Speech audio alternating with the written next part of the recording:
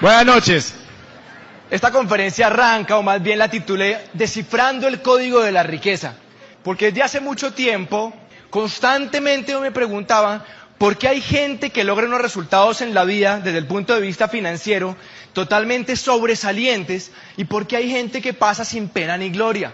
¿Alguna vez te has preguntado eso? Y de pronto uno puede darse algunas respuestas a esa pregunta. Uno puede decir, no, pues porque de pronto esta persona tuvo cierta educación y esta no. Pero empieza uno a revisar casos y se da cuenta que hay gente sin educación que tiene un resultado económico bien interesante. Y hay gente con más o menos buena educación con un resultado súper promedio. Yo todo el tiempo me estaba preguntando ese tema. Sobre todo desde que estaba antes de acabar la carrera. Me acuerdo que comparto clase con un pelado, con un muchacho 6 meses menor que yo, de origen judío, ¿no? Si yo les digo a ustedes rápidamente, judío, ¿rico o pobre? ¿Ustedes qué dicen? Rico. Tienen plata casi todos. Y este tipo me había contado que había empezado una empresa con gente de su comunidad, y estoy hablando del año 90 y tantos, hace muchísimo tiempo, y ya estaban generando 50 millones de pesos mensuales de ingreso. Eso sí, era bien viejo, tenía 21 años de edad. Entonces me puso a pensar un montón de cosas. ¿Cómo así? ¿Qué es lo que hace cierta gente para tener ciertos resultados? Descifrando el código de la riqueza. Es como descifrar un código, es como una combinación de una caja fuerte. Toca saber qué combinación poner, qué combinación de números poner para que el resultado se dé. ¿Y por qué? Porque yo creo que en la vida muchas veces hemos tenido un montón de programación por medio de nuestros padres, profesores, la gente con que convivimos, que nos empieza a meter información que nos dice que nosotros no podemos lograr ciertas cosas. Como dice la lámina, usted no es pobre, usted es empobrecido. Nos meten tanta información, muchas veces basura, que desafortunadamente no nos lleva a donde queremos llegar. Yo quiero hacerles una pregunta. ¿Quiénes de los que están aquí en el salón quieren ser financieramente exitosos en la vida? Una cosa es querer, ¿no? Ahora, ¿quiénes piensan realmente que van a ser financieramente exitosos? Ay, tan bonito. Todos levantando la mano. Ahora fíjate, ¿quiénes de los que levantaron la mano la primera oportunidad y la segunda oportunidad han buscado un mentor, se han asesorado de alguien realmente rico que los enseñe a ser ricos? O sea, eso es como si yo quiero ser médico, si me apasiona en la vida fuese a ser médico y yo no paso por la escuela de medicina. Así sea médico general de los 7 años, los 5 más rural más internado. No soy médico, no voy a poder operar como médico, por lo menos legalmente hablando. Exactamente yo me di cuenta que es lo mismo. Queremos ser exitosos financieramente hablando, pensamos que vamos a ser exitosos financieramente hablando, pero muchas veces nunca nos hemos tomado el trabajo de identificar personas exitosas y ver qué diablos han hecho, qué han ejecutado, cómo ven el mundo, cómo piensan, cuál es su sistema de creencias para ser ricos. Y eso es bien, bien, bien interesante. ¿Y por qué hablo de esto? Porque hace mucho tiempo conocí a este señor, el que sale ahí en la diapositiva. Él se llama Thomas Corley. Es un tipo rico y exitoso, tiene un magíster en impuestos. Pues lo interesante es que este tipo hace mucho tiempo le dio por tomarse un año sabático. Se retiró lo que estaba haciendo y se tomó 5 años para poder identificar qué lleva a una persona a ser rica y qué lleva a una persona a ser pobre o a tener resultados mediocres financieramente en la vida. Y particularmente lo que el tipo hizo es que él documentó las actividades diarias de 233 personas ricas y de 128 personas pobres. Ahora, no solamente lo hizo en Estados Unidos, lo hizo en Centroamérica, América del Sur, Europa, Asia, la cuenca del Pacífico, en un montón de regiones empezó a convivir, a documentar las actividades diarias. ¿Por qué? Porque los seres humanos somos seres de hábitos. ¿Cómo te explicas que hay 2 personas de la misma edad, nacen en el mismo barrio, misma condición socioeconómica, personalidades digamos parecidas, y uno se vuelve sobresaliente en exceso financieramente hablando y el otro se queda ahí en el remojo, se queda ahí sin prosperar? ¿Por qué? Por lo que hicieron todos los días. Y saco un estudio que es bastante largo, y yo saqué de ese estudio algunos ítems que me llamaron muchísimo la atención entre ricos y pobres. Mira lo que él dice: el 6% de la gente rica juega a la lotería. versus el 77% de la gente que no es rica, o más bien que es pobre. Encontró que el 80% de la gente rica está enfocado en por lo menos una meta. Tienen por lo menos una meta, versus el 12% de la gente que no tiene plata. Es como si la gente que no tiene recursos estuviera tan metida en el día a día, tan metida en lo urgente, lo que tiene que hacer, que nunca logran hacer un alto en el camino e identificar algo que realmente quieren lograr para empezar a hacer algo en pro de eso que quieren lograr. Esta me encanta.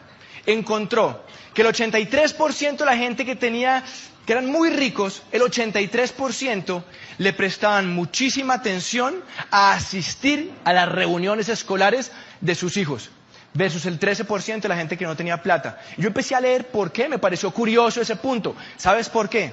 Porque les parecía muy importante saber qué profesores, cuáles eran los profesores que estaban influenciando en sus hijos. ¿Cómo veían el mundo esos profesores? ¿Qué pensaban con respecto a la prosperidad, del dinero, del emprendimiento esos profesores? Para saber si en casa tenían que ajustar algunas cositas o si estaban más o menos bien con esos profesores. ¿Qué más encontró? Mira esto. 66% de la gente con plata le dedicaba por lo menos 5 horas al mes a hacer networking versus el 26% de la gente pobre. ¿Qué es networking? Ellos identificaban gente experta en diferentes campos y los invitaban a comer, a tomar un café, a almorzar, para poder nutrirse de esa mente de esa persona, o sea, para poder aprender cómo estaba viendo el mundo, por lo menos 5 horas en el mes. 8% de la gente rica cree que la riqueza depende de la suerte, versus el 79% de la gente que no tiene plata. Cuando tú crees que tener plata depende de la suerte, automáticamente, ¿qué estás haciendo? Estás quitándote poder y control, porque no depende de ti, depende de otro. Depende de un jefe, de un gobierno, de una legislación, depende de si vienes de una familia, si estudiaste o no, si estudiaste esto o no, un montón de cosas que están afuera. Y el último ítem que yo saqué para esta conferencia es 92% de la gente rica cree que montar empresas es la mejor forma para construir riqueza. Bien interesante. Cuando yo leo estos puntos y otros, me doy cuenta de una cosa bien interesante, saco una primera conclusión, y es que los padres pobres tienen hábitos de pobreza y por lo tanto les enseñan a sus hijos a ser pobres. Y la gente rica tiene hábitos de riqueza y les enseñan a sus hijos a ser ricos. Y eso es bien importante, un punto. En nuestros países hablamos de una tremenda desigualdad económica. Unos poquitos ganando mucho, muchos ganando muy poco. Y nos centramos ahí. Pero yo creo que hay una desigualdad de papás. Y eso lo dice Corley. ¿Cómo así que es desigualdad de papás? Claro, que si una pequeña cantidad de los papás enseñan cosas para ser ricos y mucha gente enseñan cosas para ser pobres, lo que toca es volver a estos que enseñan cosas para ser pobres, que entiendan cómo cambiar los hábitos para que puedan mejorar su condición financiera y se disminuya esa brecha. Y yo empiezo un punto en mi vida en que empiezo a revisar toda esta información y yo me encuentro trabajando en ese momento en una compañía multinacional, digamos que apetecida por muchos, en el sector financiero, un buen cargo, pero llega un punto en que yo me empiezo a preguntar ciertas cosas. Empezaba a mirar gente que me llevaba 5, 10, 15 años y empezaba a mirar cómo vivían, cuál era su calidad de vida, cuánto ganaban, el tiempo libre, y empecé a incomodarme. Me di cuenta que entre más exitosa era una persona en el mundo del empleo, exitosa en términos de plata, si ganaba un poquitico más, madrugaba más y ya no trabajaba hasta las 5 o 6. Trabajaba hasta las 6:30, 7, 7:30, 8. Empecé a mirar gente que estaba en sus 30 y se estaban ya recién casados o llevaban poco tiempo de casados y me di cuenta que no veían a sus parejas, que se veían bien temprano en la mañana, totalmente recontramadrugados, y por la noche hechos unos trapos, cansados de trabajar, en que casi ni hablaban. Querían ver televisión, comer algo y acostarse a dormir, porque el siguiente día tocaba ir a trabajar. Y empecé a darme cuenta de eso. Y empecé a mirar gente con 30 y pico, ya con hijos, y me di cuenta que papás y mamás cada vez compartían menos tiempo con los hijos, porque mamá y papá estaban trabajando. Y empecé a darme cuenta que eso iba a ser mi vida. Entonces me incomodé. Y como me incomodé, estaba buscando. Y como decía Coley, que el 92% de la gente rica creían que para construir riqueza era clave montar una empresa, yo empecé a decir, ¿qué diablos monto? Porque es que uno dice, sí, voy a montar empresa, pero ¿qué monto? No estoy hablando de un negocio, hacer un negocio, estoy hablando de construir una empresa. ¿Qué es un negocio?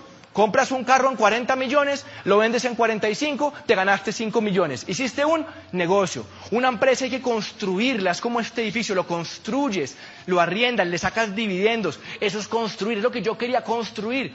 Pero qué idea, yo decía, ¿qué se me ocurre? Las cosas que encontraba costaban un mundo de plata que yo no la tenía en ese momento. No tenía experiencia, era muy joven y llevaba un tiempo de buscar y buscar y buscar, como 6, 7, quizás 8 meses. En ese momento llega un súper amigo de universidad, de rumba, nos veíamos todas las semanas, me dice: Camilo, hice un programa de emprendimiento aquí en Bogotá y conocí un tipo que la tiene clara. Hay un proyecto que está arrancando y parece que tiene un potencial súper interesante.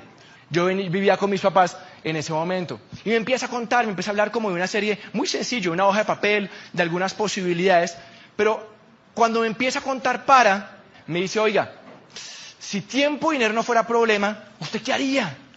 O sea, no le falta plata, tiene el tiempo para disfrutarlo, ¿usted qué haría? Yo le decía: ¿cómo así, Juan Ricardo? Sí, piense que es imposible fracasar, ¿no? Piense que puede hacer lo que quiera con su plata. ¿Cuáles son sus sueños? ¿Usted qué haría? Y fíjate, yo tenía 23 años de edad y ya yo empezaba a tener un montón de techo en mis perspectivas, porque lo que yo veía que me esperaba era trabajar 30, 35, 40 años para otro.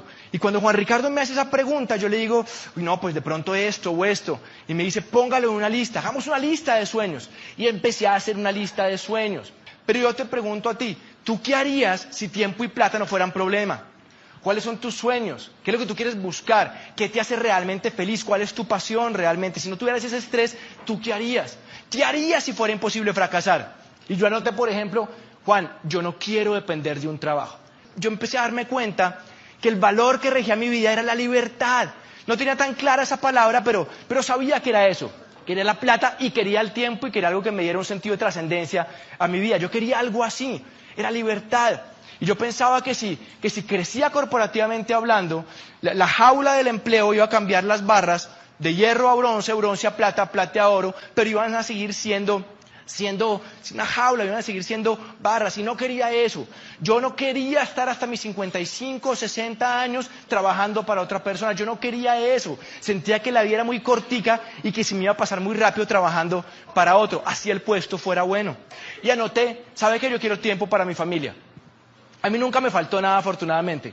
Mi papá sigue trabajando como médico, un médico muy exitoso, ingresos muy altos, pero yo tuve papá desde sábado a las 2 de la tarde y domingo. Estaba trabajando, él salía a 6 de la mañana, llegaba a 8 de la noche, y pues yo no lo veía por la mañana, y cuando me acostaba era el besito, buenas noches, y no más. No tenía relación con mi papá cercana hasta los 18 o 20 años. Y yo dije: ¿sabe qué, Juan? Yo quiero, cuando tenga hijos, poder compartir tiempo con los hijos. Y con mi esposa. No estaba casado, no tenía hijos, pero me quería casar después y quería tener hijos después. Y quería poder compartir, saber lo que es vivir una familia. No tener una familia, vivir una familia. Y entonces me dice Juan: bueno, le digo: bueno, ya, paremos acá. ¿De qué se trata esto? Y me dice: Camilo, hay 2 cosas que usted tiene que tener claras. Si entiende esas 2 cosas, usted tiene posibilidad de entender este negocio. Le dije: bueno, ¿qué tengo que entender? Lo primero que me decía Juan es: oiga, ¿usted es consciente que todos los meses o cada quincena o lo que sea compramos cosas? Le dije: sí, ¿entiende eso? Yo le dije: sí, lo entiendo. Me dice: perfecto, vamos a pasar al siguiente punto. Lo siguiente que tiene que entender es que la forma en que los productos están llegando a un mercado ha empezado a cambiar. Antes pasaban, como está ahí arriba, a través de una cadena de intermediación larga, fortalecida por la publicidad. Pero ahora, me decía Juan Ricardo, ahora con la aparición de Internet, eso está cambiando.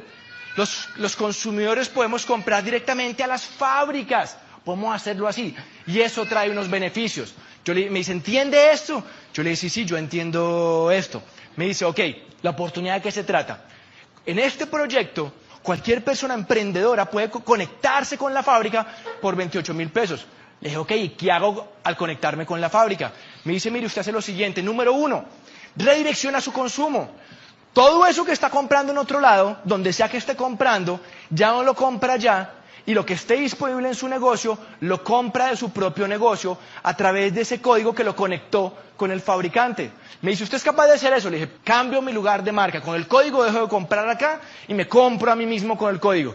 ¿Es así? Me dijo: sí. ¿Qué más hago? Me dice: usted empieza a crear una comunidad. ¿Yo qué es eso? Un grupo de personas que hacen lo mismo que usted. Compran un código que los conecta al fabricante y cada uno de ellos dejan de comprar donde estén comprando y empiezan a comprar directamente al fabricante. Y empieza a crear una red, una comunidad. Le digo, ¿y cómo aprendo a hacer eso? Me dice, clave, usted se educa para convertirse en profesional. Y me preguntaba, Camilo, ¿usted cuánto le tardó llegar ahorita para graduarse ingeniero industrial de la Universidad de los Andes en Bogotá? Yo dije 5 años. Me dijo exactamente igual, usted se educa, pero para tomar esto y lograr que sea para usted algo con un potencial empresarial. Me dice, Camilo, ¿me entiende? Y yo le digo, sí, más o menos, Juan. En la medida que esa red sea más grande, se mueven más volúmenes, y más volúmenes, pues generan normalmente un mayor ingreso. Y yo empecé a hacer un cálculo, que siempre lo explico con esa laminita. Y quiero preguntarte a ver si tú lo ves para ti, si ves que esto es posible. Ahora que yo decía, ok, ¿qué tal que me empiece a volver bueno en este asunto? Y arme una red dentro de los cuales haya 100, que cada uno sea responsable por 1 millón. ¿Cuánto facturaría ese negocio? 100 millones al mes. Y dije, ¿qué tal que me vuelva profesional en esta vaina? Y arme una red dentro de los cuales por lo menos haya 1000. 1000 responsables por 1 millón cada uno. ¿Cuánto da 1000 por 1 millón? 1000 millones de pesos mensuales. Y eso me quedó retumbando. Porque yo sé, y todavía sé, que montar un negocio que venda mensualmente 1000 millones de pesos al mes no es fácil. Y si lo montas requiere una inversión importante, pones en riesgo esa plata, probablemente tienes que dejar lo que estás haciendo para dedicarte a eso. Yo sabía que poder generar una empresa que vendiera 1000 millones de pesos al mes era algo interesante. Lo que tenía que descubrir es que fuera real, que tuviera un potencial serio, que valiera la pena de mi tiempo y que realmente pues se pudiera hacer. Entonces yo entiendo esto y le digo, bueno, pero hay un montón de cosas por allá medio raras, ¿no? Uno oye todos los días pirámides, esta empresa, ¿con quién? O sea, ¿con quién armamos esa red? ¿Cómo lo hacemos? ¿Cómo sé yo si lo hago con esta o lo hago con esta? Y la gente puede opinar lo que quiera. Y a mí las opiniones siempre me resbalan. Porque hace mucho tiempo yo empecé a aprender, fue investigar. ¿Investigar quién? ¿Qué dice la gente que tiene los resultados? ¿Qué dice la gente que es reconocida? ¿Qué dice la gente que sabe? Y empecé a mirar. Y hay un tipo en el mundo que se llama Michael Klaus. Lleva 22 años desde la academia en la Universidad de Chicago, documentando casos de éxito en mercadeo en red. Y este Michael Klaus saca un listado de las 25 compañías mejores, según él, de mercadeo en red. No es mi cuñado ni es tu vecino, ¿no? O sea, la opinión de él más o menos vale. Y saca 25 empresas. Y la primera, él dice, Amway. Y mira el criterio bien interesante, uno de los criterios por los cuales quedó de primera. Dice, la compañía debe llevar en el mercado por lo menos 10 años. Y yo pensaba, ¿no sería al revés más bien? Entre más nueva, más oportunidad de crecer. Y entonces empecé a leer y a documentarme, para que te quede claro. En los últimos 30 años en el mundo, más o menos, es un promedio, cada año han nacido legales 1000 compañías de mercadeo en red, cada año por los últimos 30 años. ¿Cuánto da eso? 1000 por 30, 30.000. Empresas legales, no estoy considerando todo lo que son ilegales y sistemas piramidales, 30.000. Ahora, ¿saben ustedes cuántas de esas 30.000 han logrado pasar la barrera de 10 años? No llegan a las 60, no son ni 60. Entonces, como soy medio numérico, yo cojo, démosle el beneficio de la duda, 60 dividido 30.000, y si tú lo haces en tu celular, eso te da la brillante suma de 0.2%. Eso es lo mismo cuando yo me montaba hoy en el avión de Bogotá a Cali, me montaba ahí tranquilito, cinturón de seguridad, cogí la revista y llega el piloto y dice, bienvenidos señores y señores a su vuelo 9715 con destino a la maravillosa ciudad de Cali. Quiero contarles que la posibilidad de llegar a su destino es 0.2%. ¿Quién se queda dentro del avión? ¡Nadie! ¡Nadie!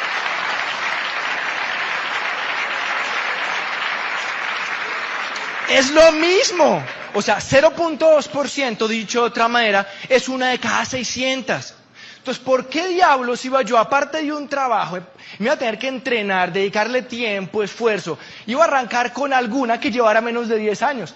No es que no pudiera pasar los 10 años, pero era una entre 600, tenía 0.2%. Entonces para mí era mucho más inteligente arrancar en una que hubiera pasado los 10 años porque ya estaba estaba al otro lado, pues. Lo otro me di cuenta que no era tan inteligente desde el punto de vista empresarial. Entonces eso me quedó claro. Y bueno, el tipo dice que es la número 1 y empecé a leer otros criterios y lo entendí. Pero entonces le dije a Juan Ricardo, Juan, muéstreme referentes. Yo quiero referentes. Muéstreme gente realmente que ha logrado transformar su vida y llevar este negocio a lugares increíbles. Yo quiero saber, quiero conocerlos. Y empecé a documentarme y a mirar casos. Y un tiempo después de haber arrancado el negocio, conozco a este señor. Él se llama Miguel Aguado. Cuando yo conozco a Miguel Aguado, no solamente era doble diamante el negocio de Amway, sino que me enteré que era el cargo ejecutivo más alto de la General Motors en España. En ese entonces, no hoy en día, en ese entonces la General Motors era la empresa más grande del mundo. Era como un Microsoft, un Oracle, una empresa gigantesca. Y el tipo era el gerente general de esa compañía, el cargo más alto. Tú tienes que entender que un gerente general o un presidente de una compañía multinacional no se gana ni 5 millones de pesos mensuales, ni 10, ni 15, ni 20. Por ahí pasó hace rato. O sea, ser presidente de una compañía multinacional, la escala salarial es bien importante.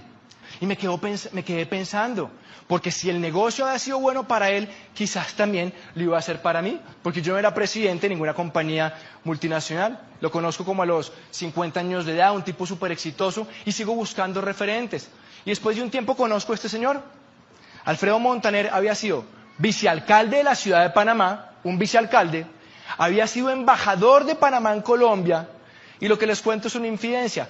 Cuando era embajador, cuando empieza a hacer este negocio en serio, él se ganaba hace muchos años 36 millones de pesos mensuales. Estoy hablando hace más de 15 años, ¿cierto? Entonces yo lo veía en Bogotá llegar en un Mercedes, con chofer, veía un sitio súper bonito, reuniones con el ministro, con el no sé qué, con los embajadores, y yo decía, yo no creo que Alfredo Montaner como diplomático se haya metido a muy porque le parece chévere vender champú. Algo tuvo que haber visto este tipo, algo. Es que es un embajador, o sea, ¿sí me entienden? Y empiezo a tener unos referentes muy grandes que yo digo, increíble, esta gente que es gente de visión, que es gente de negocios, arranca el negocio de Amway. Todos estos están en mejor situación que yo, tienen más experiencia, tienen más plata, tienen más reconocimiento, tienen más todo a nivel empresarial. Y hay otro, Rodrigo Silva, es el dueño actual de Papas Súper Ricas, de pronto la conoces. Es una empresa de más de 1.500 empleados, una empresa que lleva más de 50 años en Colombia. Rodrigo Silva es Esmeralda de Amway. Y dice que arranca este negocio porque comparando lo que toma el tiempo, los recursos, jalar adelante una compañía como Papas Súper Ricas y sacar adelante el negocio de Amway, son dos cosas completamente distintas. En invenciones, en riesgos, en temas legales, es distintísimo. Entonces cuando yo veía eso decía, no, un momentico, claro, estos tipos arrancaron y están súper bien parados en Amway porque tenían plata. Era gente influyente, era gente pesada. Por eso es que arrancaron el negocio de Amway. Entonces uno empezaba a mirar y volteé la torta. Encontré a Leonor Carvajal. Leonor Carvajal, si no estoy mal, nace en Pitalito, Huila, una familia sencilla, una familia humilde, se va para Bogotá, tiene segundo, tercero de primaria, o sea, no tiene educación, ¿no? Saca adelante 4 hijos como mejor puede y se hace diamante del negocio de Amway, viviendo en Ciudad Bolívar, más de 60 años, con diálisis. Creo que un día sí, un día no, va a que le hagan su rollo con respecto a la diálisis. O sea, una señora sola con más de 65 años, estrato 1, se hizo diamante en Amway. Sí, o sea, no tiene que ver con la posición. Era influyente como líder, tenía convicción en sí misma. Y empecé a mirar casos. Esta niña es Sara Vallejo. Sara Vallejo fue campeona mundial de patinaje, 20 y pico de años. Tiene título mundial de patinaje aquí en Colombia. Deportista exitosa. Y otro caso ahí para mostrar algunas cosas. Imagínate lo siguiente. Si has estado en Bogotá, en las afueras, como en el suroccidente, hay una población que se llama Mosquera. Imagínate que vas en carro, si tienes carro, si no, imagínate, vas ahí a tanquear con tu carro, llénelo, y sale él con overol, una cachuchita, tanquea el carro, Después lo empiezas a conocer porque tanqueas ahí cada semana o cada 2 semanas y le hablas con el chino Ciro y te das cuenta que el chino Ciro viene de Santander, una familia campesina, no sabe leer ni escribir, no ha hecho primaria, tiene 20, 21, 22 años. El chino Ciro simplemente quería algo más de la vida. Termina arrancando el negocio de Amway, se hace Esmeralda, se compra una camioneta y le da por ir a la bomba donde él trabajaba. Ya no estaba de overall, va ahí, va en su camionetica y se encuentra con un gerente a los cuales él le tanqueaba el carro, era cliente de esa estación de gasolina, ¿no? El carro de Ciro era mejor el carro de él que el carro del gerente. Y el gerente pues cree que él está haciendo otra cosa y le dice, chino Ciro, ¿usted qué, lavando carros ahora? Y le dice, no, es mío. Claro, el gerente se tiembra y queda así como medio raro y le dice, ¿y cómo así usted qué anda haciendo? Entonces le dijo, venga y le muestro. Lo que yo quiero decir es que, ¿por qué quise enfocar la charla así? Porque mostré personas muy distintas. Mostré un diplomático, te mostré un super ejecutivo, te mostré un empresario grande de este país, te mostré una señora, te mostré una pelada joven, te mostré un pelado aparentemente sin posibilidades en la vida. Diferentes personas, de diferentes edades, diferentes trasfondos sociales, diferentes personalidades. Una cosa, yo sí me di cuenta, tenían en común. Querían de verdad mejorar su calidad de vida, pero no habían encontrado un vehículo. Digo, oiga, Juan, cuénteme cómo es el plan financiero, cómo funciona esta movida. Y él me dice, mire, es más o menos fácil. Me dice, mire, hay un primer escalón, aquí con número 1, que se trata de armar un grupo. Uno no les gusta vender, no venden muchos, otros les gusta vender, si venden, no importa, pero con la visión y empiezan a construir una comunidad. Cuando hacen esa comunidad, de que más o menos le compran a Amway 30 millones de pesos mensuales y lo sostienen todo un año, esa persona va a llegar a platino fundador y ese primer año se va a ganar más o menos 40, 50 millones de pesos adicionales. Ahora, si esa persona empieza a multiplicar, empieza a aprender cómo hace el negocio, le dicen que es Esmeralda. Y como Esmeralda, más o menos, se puede ganar 100, 100 y pico millones de pesos al año. Está bien, no eres rico, pero estás arrancando a generar un ingreso complementario que empieza a volverse interesante. Pero si entonces él duplica por 2 lo que es una Esmeralda, o sea, en vez de tener 3 grupos, tienes 6 grupos, entonces llegas a una cosa que se llama diamante, que es el principio para mí del negocio grande. Ahí arranca el negocio grande. No es el negocio grande, ahí arranca el negocio grande. Y ahí el primer año te puedes ganar 300 millones de pesos en ese año y lo puedes construir en 2, 3, 4, 5 años. Cuando yo veo y entiendo que tengo una oportunidad y que me permite a mí generar 300 millones de pesos al año, a mí me empieza a encantar esta historia. Sobre todo cuando empiezo a darme cuenta que no es solamente la plata, que cuando empiezas a llegar a ciertos niveles y los empiezas a consolidar por medio de la educación, entonces empiezas a comprar el tiempo. ¿Y se acuerdan que yo les dije que quería libertad? Entendí que por medio de este negocio no solamente podía tener el ingreso, sino también podía tener el tiempo. Y me encantó. Pero hay una cosa clave y con eso quiero cerrar. Yo estaba buscando. Este negocio es de buscar al que está buscando. Y si tú estás buscando realmente una vida mejor, más tiempo, emprender, créeme, con esta oportunidad tú puedes salir adelante si estás dispuesto a tomarla en serio a través de la educación. Mis amigos, gracias por su atención. Nos vemos en la próxima.